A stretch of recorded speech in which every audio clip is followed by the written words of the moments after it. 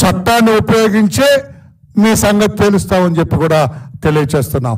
దీని గురించి నేను ఎక్కువ మాట్లాడదలుచుకోలేదు. ఈ రోజున జగన్మోహన్ రెడ్డి గారు మొన్న ప్రెస్లో మాట్లాడుతూ ఏదో కదిలిస్తే ఏడ్చేటట్లుగా ఏడు మొహం పెట్టుకొని గద్గద స్వరంతో మాట్లాడుతూ తానేమి తప్పు చేయలేదు, తప్పంతా తన బటన్ నొక్కిన వాళ్ళు నాకు ఓట్లేదు, జనం ఓట్లేదు. ఎందుకు ఓట్లేస్తారు? మీకు ఏం ఘనకార్యం చేశారని ఓట్లేస్తారు? ఏ ప్రజా సంక్షేమ కార్యక్రమం చేశారని ఓట్లేస్తారు? ఏ రాష్ట్రాన్ని అభివృద్ధి పథంలో నడిపించారని మీకు ఓట్లేస్తారు? సముచిత నిర్ణయం తీసుకొని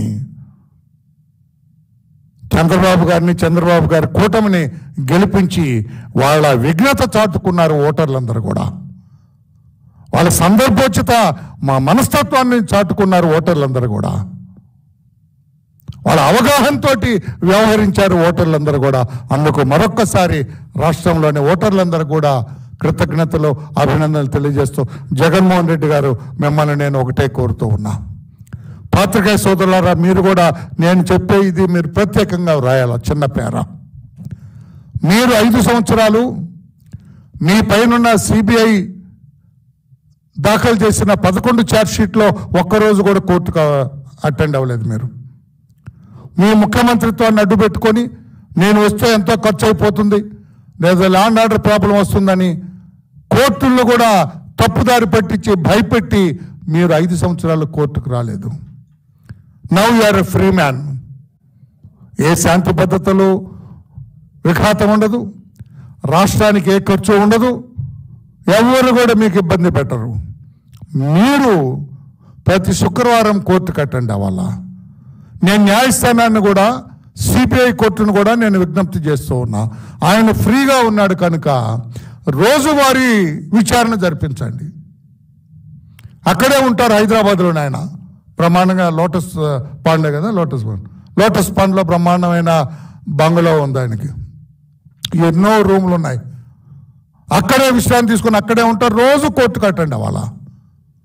రోజువారీ విచారణ జరిపించాలని చెప్పి నాకు కోరుతాను. ఎందుకంటే 5 సంవత్సరాలు వేస్ట్ అయిపోయింది.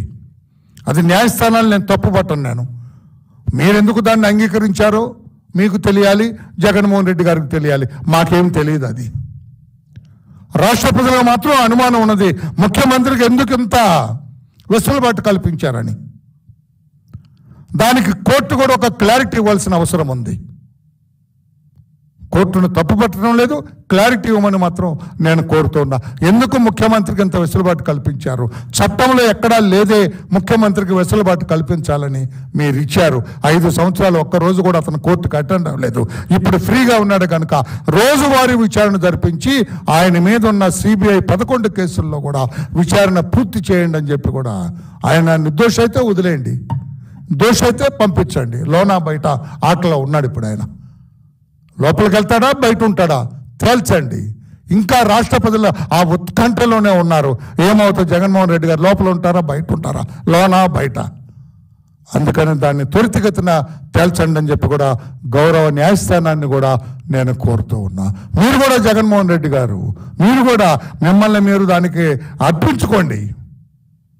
నేను రోజు కోర్టుకు వస్తానని చెప్పండి. 5 ఏళ్ళు రాలేకపోయాను ముఖ్యమంత్రి పదవిని అడ్డు పెట్టుకొని.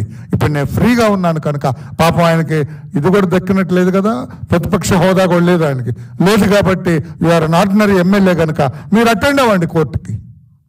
ప్రతిరోజు అటెండ్ అవ్వండి. త్వరితగతిన ఈ కేసులన్నీ కూడా 5, 6 ఎన్ఫోర్స్మెంట్ డైరెక్టరేట్ ఛార్జ్షీట్లు ఉన్నాయి, 11 సిబిఐ ఛార్జ్షీట్లు ఉన్నాయి. ఈ కేసులన్నీ కూడా క్లియర్ చేసుకోండి. న్యాయస్థానం కూడా ఒక ప్రత్యేకంగా చూడాలి జగన్మోహన్ రెడ్డి గారి ఈ కేసుల విషయం అని చెప్పి కూడా మళ్ళీ కోరుతున్నా.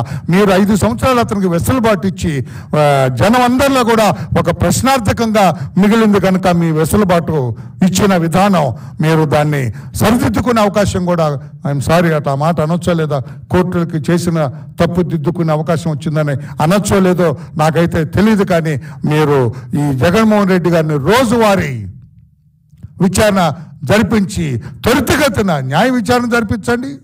అతను పాపం ఏ పాపం ఎరగడు, కష్టపడి చెమటోడ్చి ఇటుక పేర్చి ఇంత ధనం సంపాదించారని మీకు రుజువులతో సహా ఉంటే వదిలేయండి. లేదు కొట్టేశాడు వాళ్ళ తండ్రి ముఖ్యమంత్రితో అడ్డు పెట్టుకొని ప్రజా